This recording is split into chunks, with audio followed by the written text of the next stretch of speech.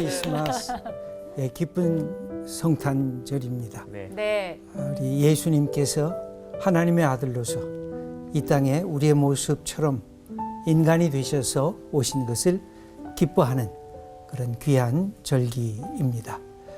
여러분, 기쁜 성탄절이죠? 네. 기쁘면 뭘 해야 될까요?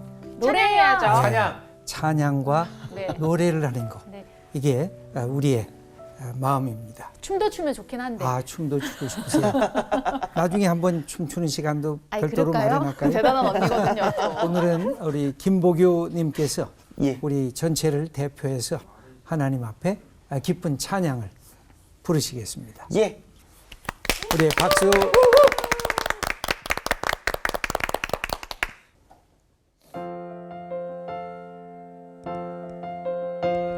2021년 전 어느 겨울밤에서는 천사들의 노래가 하늘에서 들리니 산과들이 기뻐하며 메아리쳐 울린다. 한밤중에 목자들 양떼들을 지킬 때 아름다운 노래소리가 정하게 울린다.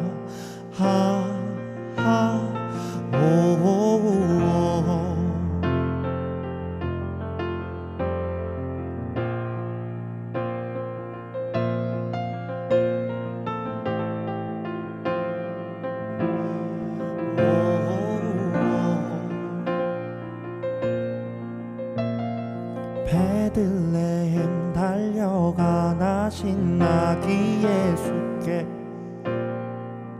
모든 무릎이 꿇어 경배 찬송을 드리자.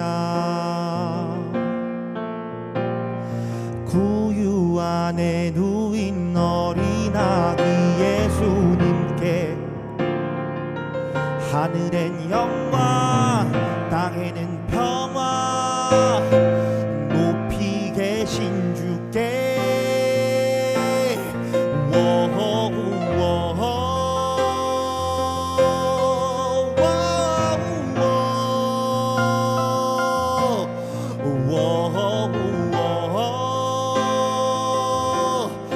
높이 계신 주께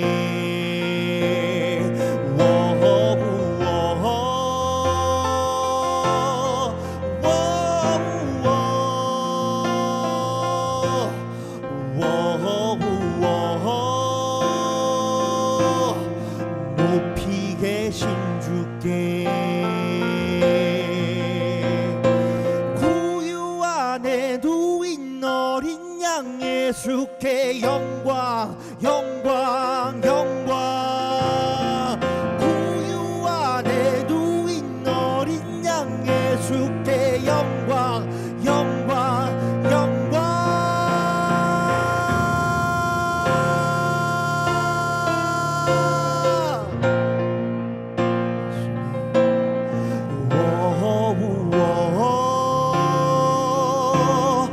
높이 계신 주께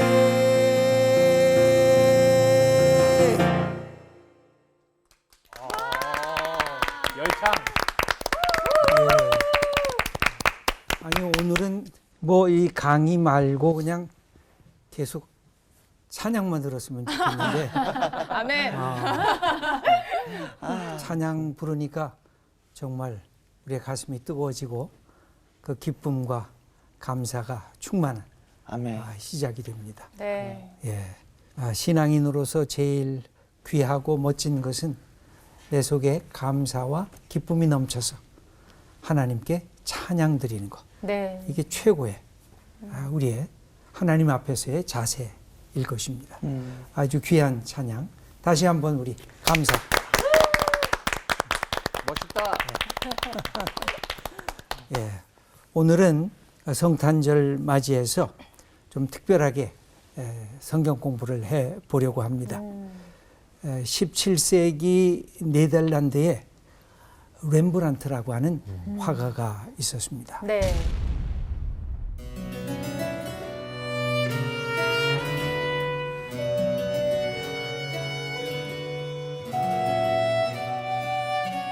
이 화가의 그림 중에 여러분들이 제일 잘 아는 것이 있다고 하면 돌아온 탕자에 대한 그림입니다.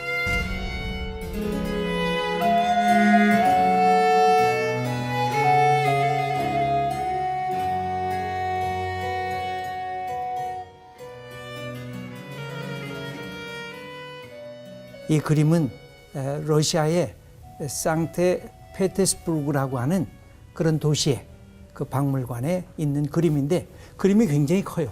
2m 60, 2m가 좀 넘는 아주 큰 그림인데 왜 이게 더 유명해졌느냐면 영성가인 나우인이라고 하는 사람이 있습니다. 이 사람이 이 그림을 보고 너무 감격이 돼서 직접 찾아갔어요. 그래서 이 박물관에서 일주일 동안 아침에 갔다가 그 그림을 하루 종일 보면서 묵상하다가 저녁 때 오요. 그걸 일주일 동안 지속을 했습니다. 그리고 나서 돌아온 탕자라고 하는 책을 아예 한 권의 와, 대박. 책을 쓴 것이 있습니다. 나중에 여러분들이 관심이 있으시면 이 나우인이 쓴 돌아온 탕자에 대한 책을 보시면 이 사람이 그림 속에 세세하게 그 속에서 나타난 하나님의 사랑, 돌아온 탕자를 맞이하는 아버지를 통해서 보여준 하나님의 사랑의 이야기를 그렇게 기록하고 있습니다. 이 렘브란트는 어머니가 가톨릭 신자였고 자기는 개신교 신자였습니다.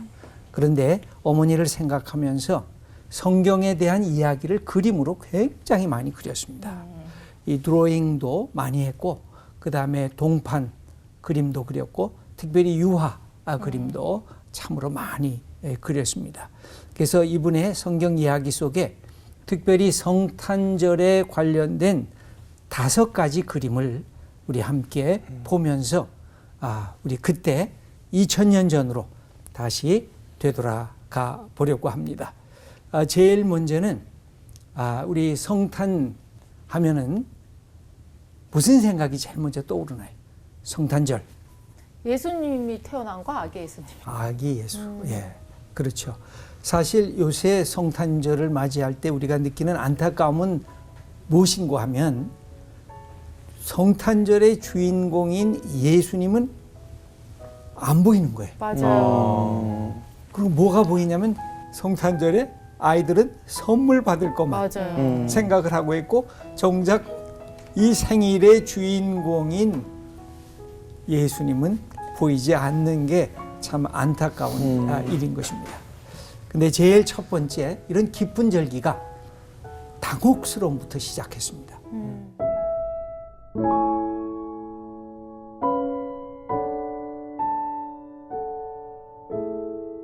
이 그림을 보면 여기에 오른쪽에 천사가 있습니다.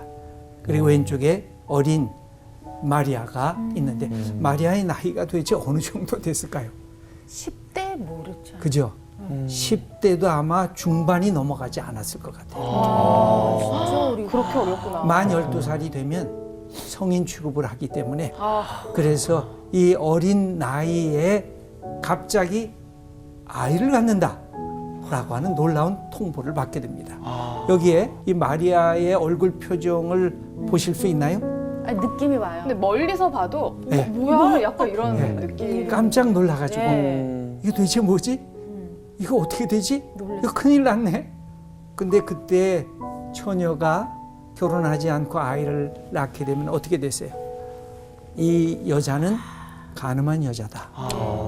그래가지고 돌로 쳐서 죽임을 당할 수밖에 없는 그런 절체절명의 위기 속에 이 여인이 천사로부터 내가 잉태하여 하나님의 아들 예수를 낳게 될 거다. 이 소식을 듣게 됐을 때 너무 깜짝 놀랐어요. 그래서 기독교의 시작이 한 여인으로부터 시작이 되는데 깜짝 놀라고 당혹스럽게 자기 자신의 삶의 처지를 되돌아볼 수밖에 없었던 이 여인, 네. 가냘픈 여인으로부터 시작이 됐다는 게 참으로 놀라운 것입니다. 이것은 무엇을 통해서 더 확인할 수가 있느냐면 우리의 죄악이 누구로부터 왔다고 얘기를 해요. 아담과 하와. 예. 하와. 아담과 하와인데 하와 여자. 그 중에서도 여성을 통해서 죄의 문제가 들어오고 아담도 범죄하고 온 인류가 범죄했다고 하는 하와의 이 범죄 사건을 뒤집는 사건. 그것이 또 다른 여인을 통해서 이루어진다고 하는 놀라운 사실입니다. 저는 이 마리아의 이야기를 읽어보면서 참 하나님의 섭리가 놀랍다.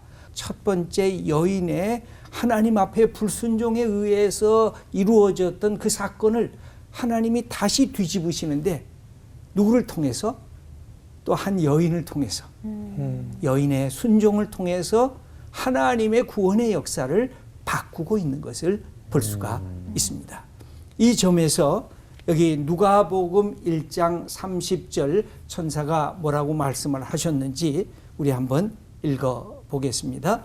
천사가 이르되 무서워하지 말라. 내가 하나님께 은혜를 입었느니라. 보라, 내가 잉태하여 아들을 낳으니 그 이름을 예수라 하라. 천사가 다가올 때 항상 무서워하지 말라라고 하는 말씀을 썼어요. 왜? 이 평상 속에서 오는 것이 아니라 비상적인 하나님의 계시 속에서 다가오기 때문에 모든 사람들은 하나님의 천사가 다가올 때 깜짝 놀랐어요. 근데 거기에다가 뭐라고 말씀을 하느냐면 네가 하나님께 은혜를 받았다. 근데 그 은혜를 받는 게 무엇이냐면 처녀에게 내가 아이를 갖겠다. 이게 은혜의 사건이라는 게 너무 놀랍지 않아요? 너무 네. 당혹스럽지 않아요? 맞아요. 그래서 이 천사에게 질문하죠. 난 결혼도 안 했습니다. 난 남자를 모르는데 어떻게 내가 아이를 가질 수가 있겠습니까? 하고 질문을 하게 됩니다. 여러분, 그래서 종종 우리에게 은혜의 사건으로 다가올 때도 저는 질문이 중요하다고 생각을 해요. 하나님 왜 이러세요? 하나님 이게 뭐예요? 하나님 이게 어떻게 내 인생을 이끄시려고 그래요? 그랬더니 놀랍게도 천사가 뭐라고 말씀을 하느냐면 하나님의 말씀에 그름이 없다. 다 이루어질 거다라는 말씀을 해요. 근데 거기에 아주 중요한 대답을 해요.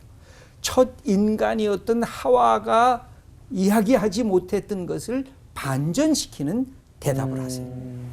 그게 뭐예요? 누가복음 1장 38절인데 이렇게 기록이 되어 있습니다. 한번 읽어보겠습니다. 마리아가 이르되 주의 여종이오니 말씀대로 내게 이루어지이다 하매 천사가 떠나가니라. 제가 성경을 다시 읽어보면 카톨릭이 갖고 있는 마리아의 숭배는 너무 과한 것이 있어요. 그런데 우리 개신교가 마리아에 대한 이 무시는 너무 또 이 작은 쪽으로 향해서 가요. 근데 마리아를 보면 굉장히 위대한 여인이에요. 이 어린 여인이 천사의 말을 들으면서 이게 중요한 말, 하와가 하지 못했던 말. 하와는 하나님의 말씀을 의심하면서 불순종으로 갔잖아요. 근데 여기 뭐라 그래요? 제가 주님의 종입니다. 남자들에게는 남성을 썼고 여성이기 때문에 여성을 썼어요. 그러니까 똑같은 말이에요. 나는 주님의 종입니다. 그러면서 뭐라고 표현해요? 말씀대로 내게 이루어지이다. 아멘. 저는 신앙이 여기에 있다고 생각을 합니다. 신앙이란 내가 교회 직분을 맡은 게 신앙이 상승되는 기회가 되기는 해요. 그러나 신앙은 늘 어디에 있어요? 말씀에 있어요. 말씀을 받으면 신앙이 좋은 사람이고 말씀을 거절하면 신앙에 문제가 있는 것이에요. 그런데 이 여인이 갖고 있었던 탁월함은 하나님의 말씀이 임했을 때 제가 잘 모르겠습니다. 그런데 말씀대로 내게 이루어지기를 원합니다. 이렇게 고백했을 때 생명의 역사가, 참으로 축복의 역사가 일어나게 되는 것을 볼 수가 있어요. 그래서 임신을 하게 되잖아요. 네. 그러면서 마리아가 처음 한 것이 뭐예요?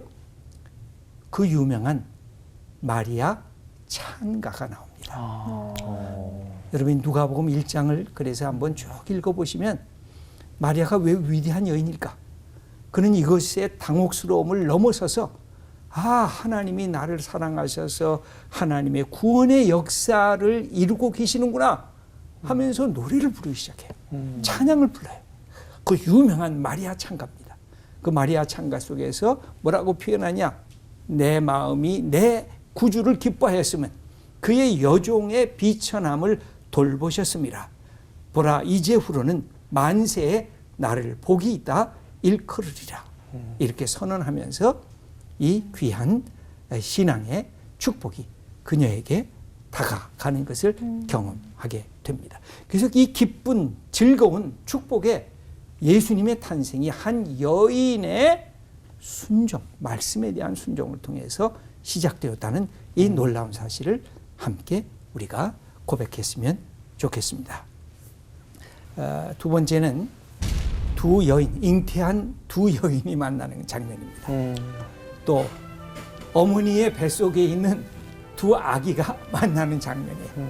그래서 세례요한과 예수님이 어머니의 뱃속에서부터 서로 만나는 장면이 기록이 되어져 있습니다.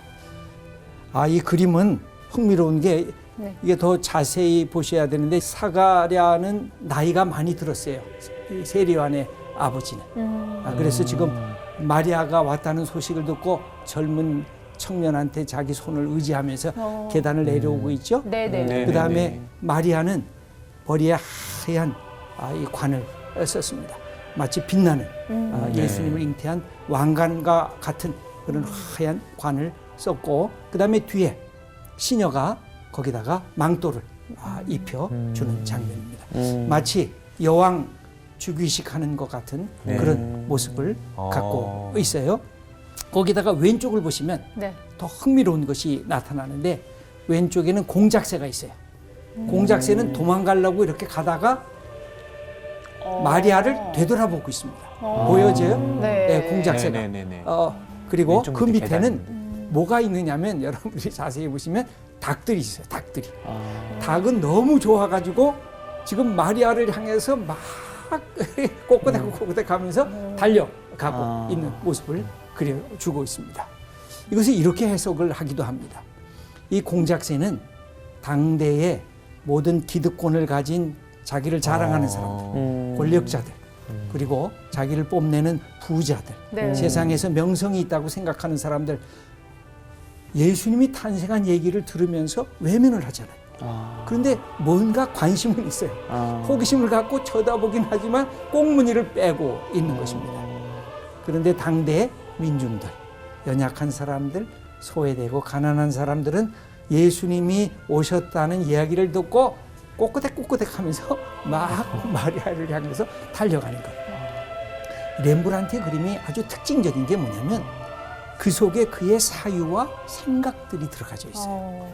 그래서 예수님의 사건들 성경을 보면서 자기 나름대로 해석을 한 거예요. 저는 그게 너무너무나 신기한 거예요. 화가가 저 속에 자기의 사상과 신앙과 신학까지 담아놓고 그림을 그리고 있구나. 엘리사벳과 마리아가 만나면서 나이 든 여인, 젊은 여인, 그리고 둘 다 뱃속에 있는 세례요한, 그리고 예수. 세례요한은 예수님보다 한 6개월 형님이었어요. 그리고 양가는 아마 친족 관계였었던 것 같아요. 그러니까 어렸을 때부터 예수님과 세례요한은 함께 자라났다고 할 수가 있겠습니다. 누가복음 1장 44절을 읽어보겠습니다. 보라, 내 문안하는 소리가 내 귀에 들릴 때 아이가 내 복중에서 기쁨으로 뛰놀았도다. 두 엄마가 만나고 두 아기가 엄마의 태중 속에서 함께 만나는 아주 흥미로운 장면이 본문 속에 기록이 되어 있습니다. 이제 세 번째 그림입니다. 이것은 동판화로 되어 있는 그림인데요. 목자들에게 나타난 바로 천사들의 그 장면을 그려놓고 있습니다. 여기 보면 목자들이 있는 하늘의 세계는 빛의 세계입니다. 이 렘브란트가 갖고 있는 이 필작의 이 특기가 뭐냐면 어둠과 빛을 잘 조화시키는 것입니다. 그래서 결정적인 스토리의 핵심 부분은 밝게 그리고 환하게 이것을 그려줍니다. 그런데 뒷배경으로 가야 될 것들은 과감하게 섬세하게 그리면서도 뒤로 확확 빼버리는 것을 볼 수가 있습니다. 여기에도 그래서 왼쪽에 있는 천사가 등장하는 그 자리는 아주 환하게 하늘의 빛과 영광이 가득해 있고, 그 다음에 밑에 깜짝 놀라서 도망가는, 그렇죠? 왼쪽에 막 도망가려고 이거 어째 이게 뭐지 이게 도망가는 목자, 그 밑에는 양들도 있고 뭐 개도 있고 여러 동물들이 거기에 놓여져 있는 것을 볼 수가 있습니다. 당대는 평화의 시대였어요. 누구의 평화였을까요? 박스 로마나라고 해가지고 로마의 평화. 이 평화는 무엇에 의해서 유지되는 평화였을까요? 힘과 무력과 다스림으로 이루어지는 로마 제국의 평화였습니다. 이때 새로운 평화가 등장한 거죠. 바로 무엇이냐면 가장 연약한 마구간에, 그것도 구유에 누인, 그것도 장성한 성인이 아니라 갓난 아기로 오신 예수님. 여러분 기독교의 신앙을 이렇게 가만히 이렇게 생각하시면서 성경을 읽어보시면 기독교는 아주 극단적인 것들을 둘을 항상 묘사를 합니다. 하늘의 세계와 땅의 세계, 영원의 세계와 찰나적인 세계, 생명의 세계와 죽음의 세계, 가장 비천한 세계와 가장 영광스러운 세계를 연결시키면서 이 땅에 그렇게 고고하고 이 땅에 화려하고 이 땅에 찬란한 세계들 속에 들어온 가장 연약한 문 속에 진짜 평화가 있고 진짜 생명이 있고 진짜 진리가 있다는 이 사실을 놀랍게도 설명하는 것이 기독교의 복음인 것입니다. 와, 하나님의 섭리가 너무나 멋지구나. 너무나 놀랍구나. 이것이 진짜 하나님이 이 땅에 보여주시려고 하는 평화의 이야기고 생명의 이야기고 이것이 참된 진리의 이야기구나. 이 사실을 깨닫게 되면서 다시금 맞습니다. 주님이 맞습니다. 예수님이 생명이십니다. 하나님은 살아계십니다. 이걸 고백하지 않을 수가 없어요. 그래서 여기에 우리 한번 성경을 읽어보겠습니다. 누가복음 2장 11절부터 먼저 읽어보겠습니다. 오늘 다윗의 동네에 너희를 위하여 구주가 나셨으니 곧 그리스도 주시니라. 너희가 가서 강보에 쌓여 구유에 누워 있는 아기를 보니 이것이 너희에게 표적이라 하더니, 여기 보면 강보에 쌓여 구유에 짐승들의 먹이통에 누워져 있는 아기를 보는데 이것이 하나님의 표적이라는 거예요. 이게 얼마나 놀라워요. 그게 뭐 하나님의 표적이에요. 이게 기독교가 갖고 있는 역설이에요. 기독교가 갖고 있는 하나님의 새로운 평화의 소식입니다. 13절부터 한번 읽어보겠습니다. 호련히 수많은 천군이 그 천사와 함께 하나님을 찬송하여 이르되 지극히 높은 곳에서는 하나님께 영광이요 땅에서는 하나님이 기뻐하시는 사람들 중에 평화로다. 아멘. 여러분, 목자는 당대 존귀한 직업이었을까요? 가장 비천하고 천시하는 직업이었을까요? 비천하고 천시. 비천한 직업이었겠죠. 여기 성경에 8절을 보면 이런 말이 기록이 되어 있어요. 그 지역에 목자들이 밤에 밖에서 자기 양떼를 지키더니. 여러분, 밤이면 어디로 가야 돼요? 집으로 가야죠. 근데 집안이 아니라 바깥의 들판에서 밤을 세우는 목자들. 그들은 율법을 지킬 수도 없었고 가정에 함께 따뜻한 삶을 살 수도 없었습니다. 그런 사람들에게 하나님의 메시지가 먼저 전달됐다는 거. 이게 놀랍지 않아요? 왕궁에 사는 귀족들에게 전달된 것이 아니라 우리는 가족도 떠나서 우리는 아름답게 내가 편히 쉴 집도 떠나서 밤에 밖에 있는 목자들에게 하나님의 메시지가 먼저 전달됐습니다. 이제 네 번째 아기 예수를 방문한 동방 박사들에 대한 얘기를 말씀드리겠습니다.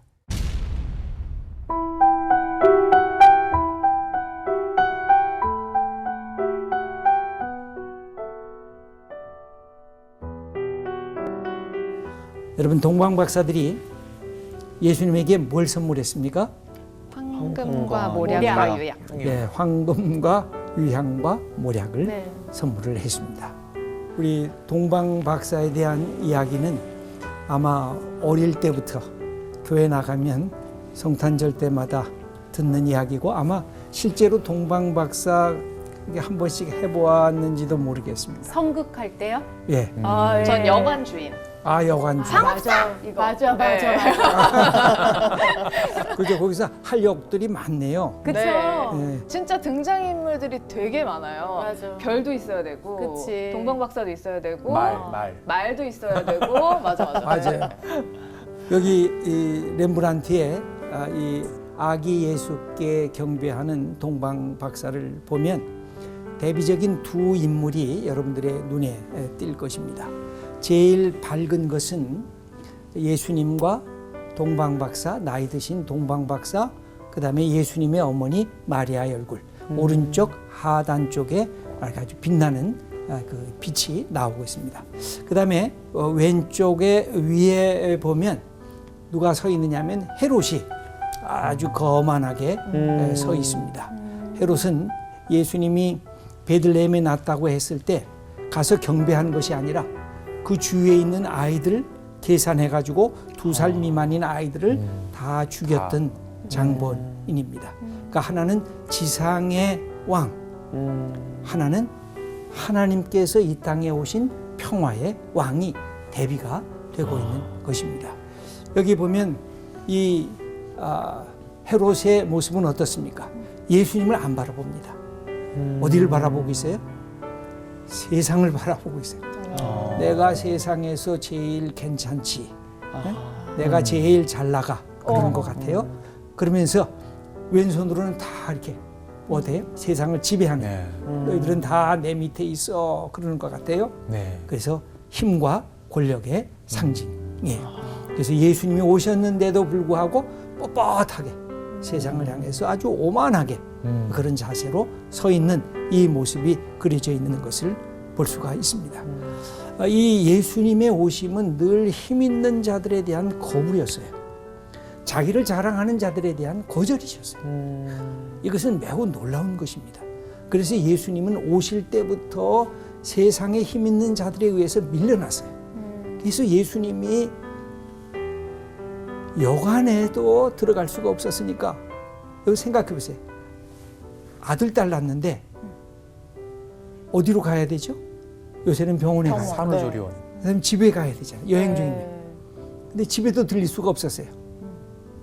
옛날이나 지금이나 여러분, 아무리 여관이나 호텔이 꽉 찼어도 뭐가 있으면 통하죠? 아픈 사람. 돈. 돈이 있어요. 아, 그치, 네. 돈이지. 그러니까 이것은 요셉이나 마리아가 가난했다는 증거예요. 이 동방 박사는 유대인이 아니었어요. 네.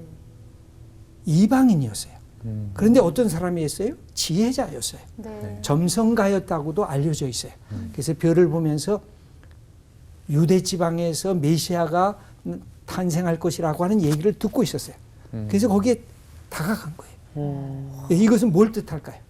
예수님의 이 복음의 메시지가 유대인에게만이 아니라 세상을 향해서 만방에 펼쳐질 거다.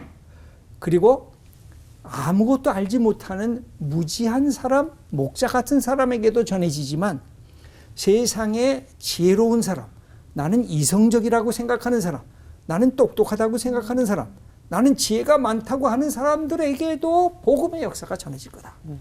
그래서 이것은 만민을 위한 하나님의 복음의 역사라는 사실을 우리들에게 가르쳐주고 있는 메시지입니다. 그래서 여기 한번 성경 구절을 함께 읽어보겠습니다. 마태복음 2장 10절을 읽겠습니다.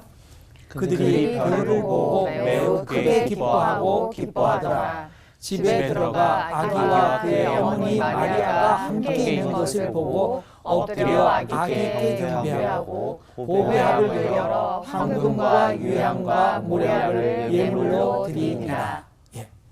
여기에서 나이가 드신 지혜자였지만 어린 아기 예수에게 머리를 숙여 그렇게 경배했다는 것입니다. 그 다음에 마태복음 2장 12절입니다. 그들은 꿈에 헤롯에게로 돌아가지 말라 지시하심을 받아 다른 길로 고국에 돌아가니라. 예, 여기 보면 헤롯이 명령한 것을 거절합니다. 기독교는 때로는 권력에 부딪히기도 했어요. 헤롯이 너 나한테 와서 보고해라. 그때 말씀을 들어요. 헤롯에게로 가지 말라. 그래서 그 권력을 거부하고 명령을 거부하고 하나님의 말씀대로 자기의 고향으로 그냥 돌아가는 이 모습을 볼 수가 있습니다. 그래서 기독교 복음은 참으로 놀라운 것입니다. 모든 사람에게 열려진 복음의 역사로 우리들에게 다가오는 것. 이것이 네 번째, 우리 동방 박사가 예수님께 경배한 내용입니다. 이제 마지막 다섯 번째입니다.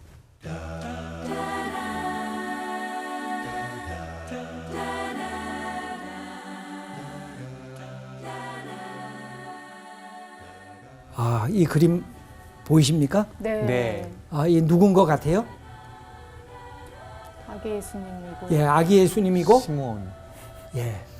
누가복음 1장과 2장을 보면 시므온이라고 하는 경건하고 의로운 유대 이 예언자가 있었어요.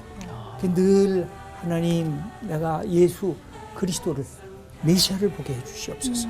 그렇게 기도하다가 예수님이 이 할례를 받고 정결 예식을 위해서 부모가 예루살렘에 왔을 때 바로 예수님을 만나게 되는 그런 장면입니다. 우리 누가복음 2장 25절을 먼저 읽어보겠습니다. 예루살렘에 시몬이라 하는 사람이 있으니 이 사람은 의롭고 경건하여 이스라엘의 위로를 기다리는 자라. 성령이 그 위에 계시더라. 여기에 오랜 기다림의 사람에게 바로 하나님의 약속이 이루어지는 놀라운 사건을 그려주고 있는 것입니다. 누가복음 2장 28절 마지막까지 거기 읽어보도록 하겠습니다. 시몬이 아기를 안고 하나님을 찬송하여 이르되 주제여 이제는 말씀하신 대로 종을 평안히 모아주시는도다. 내 눈이 주의 구원을 보았사오니 이는 만민 앞에 예비하신 것이요 이방을 비추는 빛이요 주의 백성 이스라엘의 영광입니다. 여기에 이 그림을 보시면 그림 이 얼굴이 어떤 모습이에요?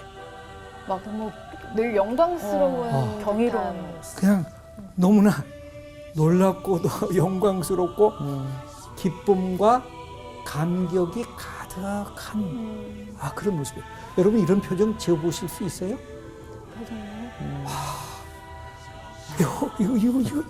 이거 내가 기다리던 바로 메시아. 그래서 아주 감격스럽게 보는데 옆에 있는 분은 아마 안나인 것 같아요. 여러분 누가복음 2장을 쭉 읽어보시면 거기 또 안나라는 여선지자가 나오는데 결혼했다가 과부가 돼가지고 오랜 동안 그 과부로서 인생의 마지막을 기도하면서 보냈던 여인이에요. 두 나이 든 시므온과 안나가 예수님을 바라보면서 그렇게 감격스럽게 보고 있는 특별히 근데 그 아무 때나 하면은 오해를 받을 염려가 성탄 자리가 있습니다. 기분 좋았는데. 예. 그래서 여기 보면 그 감격스럽게 예수님을 보면서 예수님을 이렇게 찬양하는 그런 장면입니다. 우리가 신앙은 감격이다, 감탄이다라는 이야기로 시작을 했습니다만 잊어먹을 때가 참 많아요. 감격을 놓치는 신앙. 그러니까 신앙이 지루해질 때가 있어요.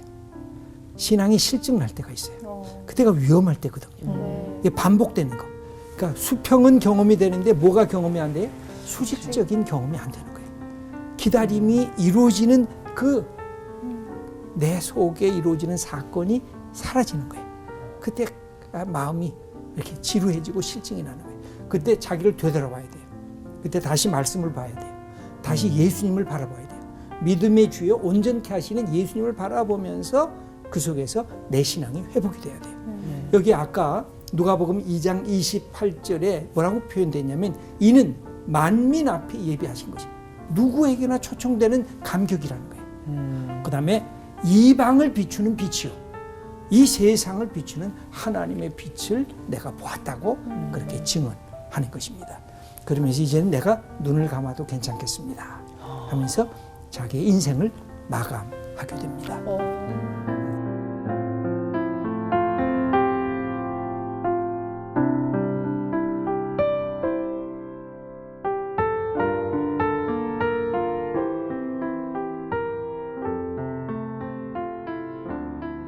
여러분 성탄절이란 그래서 한 여인이 굉장히 당혹스럽게 여겼던 그 사건을 통해서 그러나 순종하는 마음이 생겨졌을 때 이 땅에 오셨어요. 이 예수님이 이 땅에 오셨어요. 그래서 C.S. 루이스는 그런 얘기를 해요. 하나님의 그 위대하신 하나님이 인간을 위해서 작아지기로 결심했다는 거예요. 그래서 하늘을 버리고 이 땅에 오셨어요. 그리고 작아지셨어요. 팔레스틴을 찾으셨어요. 그리고 또 작아지셨어요. 베들레헴의 한 여인을 찾으셨어요. 그리고 아기로 작아지셔서 이 땅에 우리를 위해서 오셨다. 이런 놀랍지 않으세요? 기독교는 이렇게 가장 작은 데서부터 시작을 하면서 하나님의 위대한 사랑과 은혜를 선포하는 그것이 기독교의 복음의 내용인 것입니다.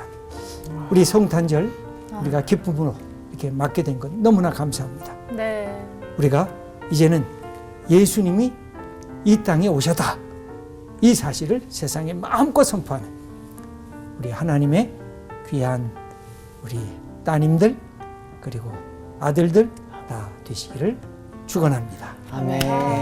감사합니다. 저희 기쁜 성탄절이잖아요. 그래서 오늘은 특별히 마무리를 우리 기쁘다 구주 오셨네를 다 같이 찬양하면서 끝나면 좋을 것 같아요. 아 예. 어떻게 이건 일어서서 해야 되지 않나요? 기쁘다. 아니 앉아서 앉아서 하랍니다. 머리가 잘린대요. 예.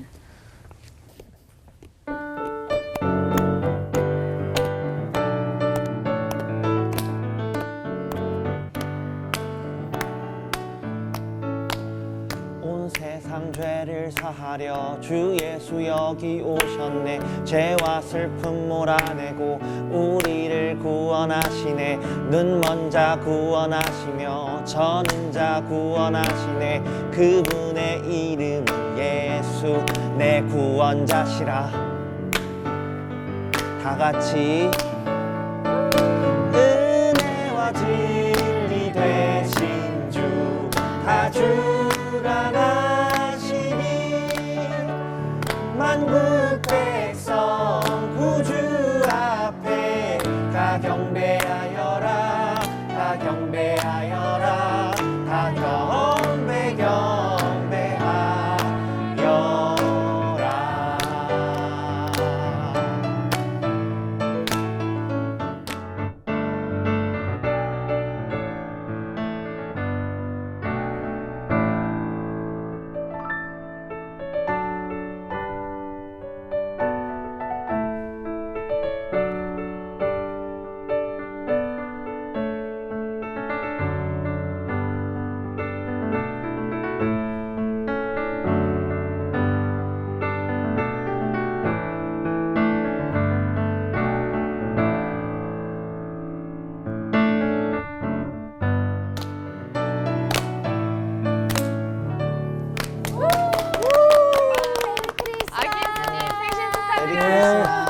예수님 생일 축하합니다. 예수님 생일 축하드립니다. 메리 크리스마스.